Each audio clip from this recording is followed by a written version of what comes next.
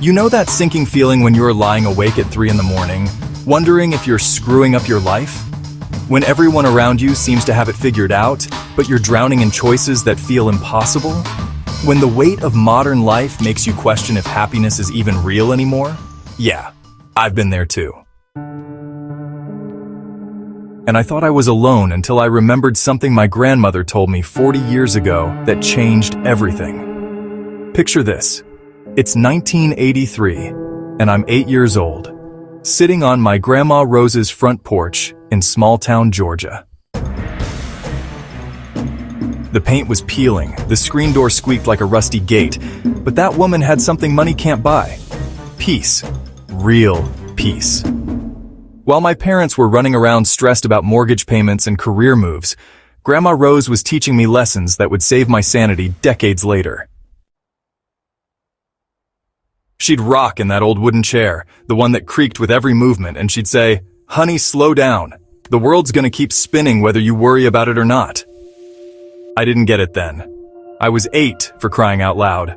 But when I hit my 30s and found myself having panic attacks in grocery store parking lots, her words came flooding back like a lifeline. My grandfather, Pop, was different, but equally wise. This man survived the Great Depression, World War II, and raised 6 kids on a factory worker's salary. But you know what he taught me that no business school ever could?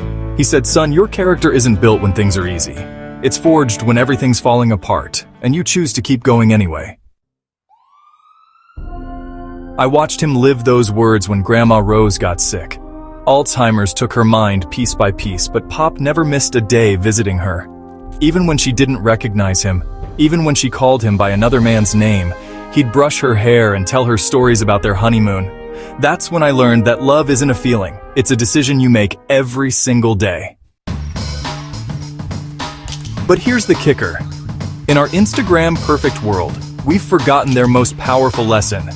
Grandma Rose used to say, "Comparison is the thief of joy, baby." She'd watch me getting jealous of other kids' toys and remind me that happiness comes from appreciating what you already have, not chasing what you don't. Pop taught me about work ethic, but not the toxic kind we see today. He'd say, "Work hard, but remember you're working to live, not living to work." The man never brought stress home from the factory. When he walked through that door, he was present. No phones, no distractions, just family time that felt, sacred. They lived through real hardship, but they understood something we've lost. Contentment isn't about having everything perfect. It's about finding peace in the ordinary moments. Sunday dinners that lasted for hours, conversations on the front porch, helping neighbors without expecting anything back. The most powerful lesson came when Pop was dying. I was holding his weathered hand in that hospital room, and he whispered, "I'm not afraid, son. I lived well. I loved deeply. I made a difference." That's when it hit me like lightning. Success isn't about the size of your bank account or how many followers you have. It's about whether you can face your final moments knowing you lived with purpose and treated people with kindness. Their wisdom isn't outdated. It's timeless. In a world screaming for our attention, they taught me to find stillness. In a culture obsessing over achievement, they showed me the value of simply being present. In a society built on competition, they demonstrated that real fulfillment comes from lifting others up.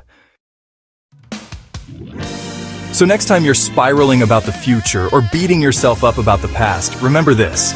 Your grandparents survived wars, depressions, and challenges that would break most of us today.